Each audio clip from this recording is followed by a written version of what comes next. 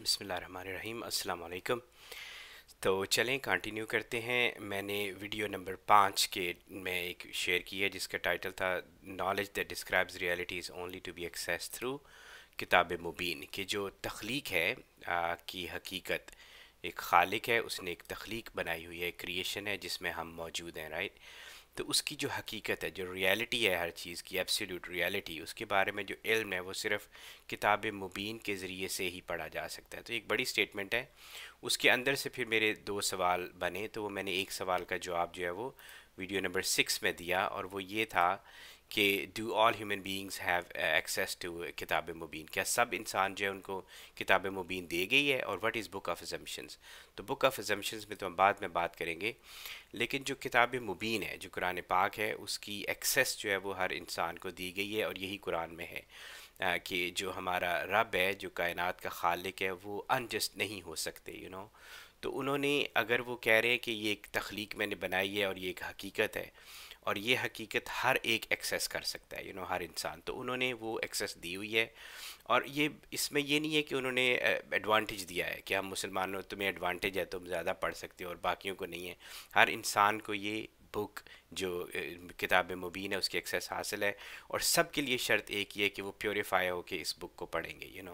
जो प्योरीफाई नहीं होगा वो इस किताब को छू भी नहीं सकता। कुरान के वर्ड्स हैं ये, तो उसको देख लें फिर आप, और जब एक इंसान इस प्योरीफाइड बुक को छू लेता है, तो उसको वो पढ़ लेता है, तो उसका फिर वो अमल बदल जाता है, उसका कैरेक्टर बदल जाता है, उसकी उसकी हर चीज़ बदल जाती है, और एक बदले हुए फिर, वो आप फिर देखिए वो मुआशरा बदलता है जब इंसान ऐसे होते हैं। और अगर हम नहीं बदले और हमारा मुआशरा नहीं बदला, तो there is something wrong, we need to think about it. लेकिन ये जो एक्सेस है ये हर इंसान को हासिल है, और शर्त सब के लिए एक है कि वो प्योरीफाई होकर इस बुक को पढ़ें, तो इसमें कोई अनजस्ट किसी के लिए भी नहीं है, और हर एक के लिए इक्वल अपॉर्चुनिटी है। तो ये तो एक सवाल था। दूसरा ये था कि उसमें से मैंने एक वर्ड्स यूज़ किए कि जो इल्म है वो हमें दिया जाता है, हम जिसको कहते हैं ना कि इल्म हम पढ़ते हैं, आप किताबों में जाके पढ़ते हैं। मैंने एक मिसाल दी थी उसमें कि अब बारिश होती है, बाहर जा बादल आए हैं जी, बादल गरजेंगे, बारिश होगी, और फिर पानी गिरेगा, और फिर ज़मीन पे पड़ेगा, और प्यास बुझेगी, और फसलें लहलहाएंगी। तो ये आप एक किताब में पढ़ सकते हैं, ठीक है। लेकिन अगर आप, हमें ये सोचना है कि जो किताब में लिखा हुआ था, जो हमने आंख से पढ़ा, जब तक कि हम उसको मुशाहिदे में नहीं लाएंगे, और मुशाहिदा हमारे अंदर से आता है, ठीक है, तो हम उसको यकीन नहीं कर सकते, अब हमें ये देखना है कि हमारे अंदर अब मुशाहिदा करने की क्या वो है, इंसान यूनिट ऑफ एग्जिस्टेंस है ना, एक यूनिक चीज़ है, तो हमें क्या चीज़ दी गई हैं जिनसे हम मुशाहिदा कर सकते हैं। तो इसमें फिर हमारे पास नज़र आ जाती है, हम हमारे पास साइट है, आंखें हैं, वो जो 5 हिस्से होती हैं, आँख, नाक, सूंघ के बताते हैं चीज़ों को, देख के करते हैं, बाकी जो 5 हिस्से हैं पूरी की पूरी, तो इनके ज़रिए हम आगे पीछे से इल्म हासिल कर सकते हैं, मुशाहिदे में ला सकते हैं। फिर हमारे पास एक अक्ल है, ठीक है, और अक्ल है, और फिर उसके ऊपर अक्ल की फॉर्म्स होती हैं डिफरेंट, और फिर उससे भी ऊपर एक है। तो अक्ल को थोड़ा सा समझते हैं कि मतलब अक्ल में हम क्या करते हैं, हम सोचते हैं, राइट, मतलब एक बड़ी ब्रेन है, उसके अंदर माइंड है, तो हम किस तरह से इसको यूज़ करते हैं इस फैसिलिटी को। तो बाकी तो चलो देखना, सूंघना, सुनना, ये तो सारी चीज़ें आसान है, समझ आती हैं, इस पर हम डिटेल में फिर बात करेंगे इंशाल्लाह। लेकिन अक्ल में ये है कि आप देखिए, मैं कुछ अब बातें करना चाह रहा हूँ, मैं कुछ सोच रहा हूँ, मैं वर्ड्स ढूंढ रहा हूँ कि मैं क्या बोलूँ, राइट। तो मैं फ़िशिंग कर रहा हूँ, मेरे जहन है, उसके अंदर ख्यालात है, तो मैं पकड़ना चाह रहा हूँ कि किन किन अल्फाज को मैं चुनूँ, किस थाट को मैं चुनूँ, और मैं बता दूँ, राइट, उसको बोल दूँ। तो ये मैं इंटेंशनली काम कर रहा हूँ। फिर यूँ होता है कि बाज़ औक़ात हम बैठे होते हैं, मैं अभी भी कर रहा हूँ, तो हो सकता है कि कोई, मैं उस ख्याल के पीछे न जाऊँ, और कोई एक ख्याल ऊपर से आए मेरे अंदर, कि ये चीज़ है, ये लाइन है, इसकी तरफ चलो, ठीक है। तो ये फिर आप, ये है कि आप देखते जाए ना इसको, कि हम खुद सोचते हैं, फिर हमें ऊपर से ख्यालात हमारे अंदर आते हैं। तो बेसिकली ये एक पूल सा है, हम उसके अंदर जाके चीज़ों को, ख्यालों को एक्सेस करते हैं, और उसके ऊपर नए नए ख्याल फिर उभरते रहते हैं। वो नए ख्याल कहाँ से आते हैं, ठीक है। तो ये है कि ऊपर से आते हैं, हमें दिए जाते हैं, हर ख्याल हमें दिया जाता है। और फिर कुछ ख्याल जो हैं वो फिर इंसान जो है ये एक पूल है, हमें ये समझेंगे कि ये कलेक्टिव चीज़ है जो हमारे ऊपर है, उसमें से हम चीज़ें ले रहे होते हैं, और नए ख्याल जो हैं वो फिर इसी को इल्म कहते हैं कि हम किस तरह से नया नया ख्याल उसको हमारे अंदर आए, हम तक पहुँचे। और वो सारी जो चीज़ें हैं वो दी जाती हैं, हमें दी जाती हैं। और इसके अलावा भी ये तो यहाँ तक माइंड हो गया ना, ये तो माइंड की एक रेंज है, उसको प्योरीफाई कर लो जितना मर्जी, एक रेंज तक जाएगा। लेकिन कायनात का जो हकीकी इल्म है वो इसके थ्रू नहीं हासिल हो सकता। इतना ज़्यादा इल्म और इतनी बड़ी तख्लीक है कि आपको और सोर्सेज ऑफ नॉलेज चाहिए इन इंसानी जो ये जो है ना अक्ल और इसके अलावा। तो वहाँ फिर आगे फिर मज़हब, यहाँ तक तो साइंस आपको साथ देगी, साइंस इसके बाद कहेगी कि आगे कुछ नहीं है। लेकिन हम तो बिलीवर्स हैं, हम तो ईमान रखने वाले लोग हैं, हमें पता है कि आगे बहुत कुछ है। और साइंस तो भी बिल्कुल इन्फेंसी में आप कह लें कि अभी तो हमें चीज़ें समझ आना शुरू हुई हैं कायनात की। तो हम किस तरह से अथॉरिटी के साथ कह सकते हैं कि आगे कुछ नहीं है? तो आगे बहुत कुछ है। और वो बहुत कुछ जो है वो हमें इस किताब मुबीन के ज़रिए जो हुज़ूर सल्लल्लाहु अलैहि वसल्लम के थ्रू हम तक पहुँचाएगी, वो नॉलेज अवेलेबल है, और हम उस नॉलेज को पढ़ सकते हैं मुसलमान होते हुए। बल्कि कोई भी इंसान अगर वो सिंसियरिटी के साथ एक प्योरीफाइड स्टेट के साथ उसको जाएगा तो वो उसको पढ़ेगा और वो उस पर अमल करेगा, फिर उसमें रहेगा। तो इसमें और बात करते हैं कि मतलब किस तरह से हमें दिया जाता है नॉलेज। तो आप ये सोचें कि जब मैं एक थॉट को फॉलो कर रहा हूँ, एक थॉट को फॉलो कर रहा हूँ। मैंने बुक में पढ़ा ना ये चीज़ें जो मैंने अभी बताई, बारिश हो रही है। लेकिन अगर आप ये देखें कि जब मैं जिस दिन बाहर जाऊँगा ना, ठीक है, और वो बारिश होगी, तब मुझे यकीन आएगा क्योंकि मैंने नज़र से उसका मुशाहिदा किया।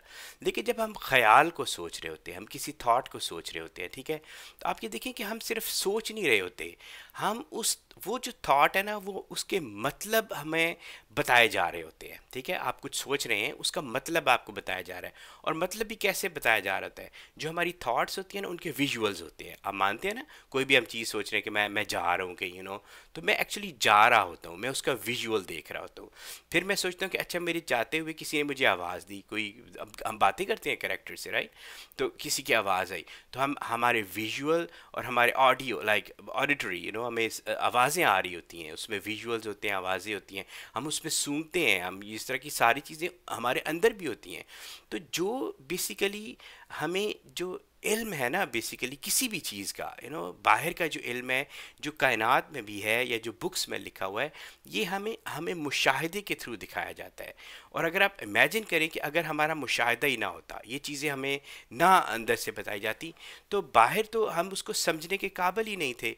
तो यही वजह है कि जब इंसान इतनी सारी किताबें हैं, इतना सारा नॉलेज है, लेकिन बाज़ का बहुत लोग पढ़ते हैं, लेकिन वो पढ़ के उसको समझ नहीं पाते कि है क्या है, चूँकि वो उनके मुशाहिदे में नहीं आई बात, वो उनको दिया ही नहीं गया।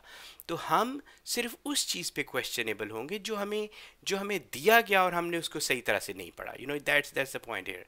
बाकी जो है वो तो अल्लाह की कायनात बहुत बड़ी है, इल्म बहुत बड़ा है। हमारी पूरी कोशिश है कि हम समझें जितना भी समझ सकते हैं, लेकिन वो समझने का पर्पज़ ये है कि हम उसको फिर अब्जॉर्ब कर सकें, अपने कैरेक्टर में। और उसकी चूँकि नॉलेज तो खूबसूरत है, रब की ज़ात खूबसूरत है, उनकी हर तख्लीक खूबसूरत है, उनका इल्म खूबसूरत है। तो जब हम उसको अपने ऊपर डालेंगे तो हमारे अंदर वो खूबसूरती आएगी, हमारी इंटरेक्शन में खूबसूरती आएगी। तो ये है कि इल्म हमें दिया जाता है। अब दूसरा पॉइंट ये कि अगर इंसान को, वो जो मैंने वीडियो बनाई, मैं इंशाल्लाह क्वांटम मैकेनिक्स की सारी टर्म्स लेके उनको उर्दू में रखूँगा, आप ख़ुद उसमें से मतलब ढूंढेंगे कि उनके क्या मतलब हैं। लेकिन वो जो मैं ऑब्ज़र्वर है, एक चीज़ बड़ी ज़बरदस्त है वो ऑब्ज़र्वर इफ़ेक्ट, कि कुरान का आर्ग्यूमेंट यही है कि ये आपका वजूद जो है ना, अगर तो आप अपने वजूद को एक ज़ात के साथ मिलाते हो, मानते हो कि है, तो तुम्हारी कोई हकीकत है। ठीक है, अगर तुम अपने आप को इंडिपेंडेंट समझते हो ना, कि तुम आज़ाद हो, तो फिर आप मुझे बताएं कि अगर मैं इस कायनात के अंदर, मैं एक इंसान हूँ, इंडिविजुअल यूनिट, और मैं मानूं कि कुछ और नहीं है, रब कोई नहीं है, कुछ भी नहीं है, और मैं कहूँ कि मैं हूँ, तो मैं कैसे प्रूव करूँगा मैं हूँ? मुझे अपने प्रूव करने के लिए मुझे रेफरेंस पॉइंट्स चाहिए। ठीक है, मुझे रेफरेंस पॉइंट चाहिए।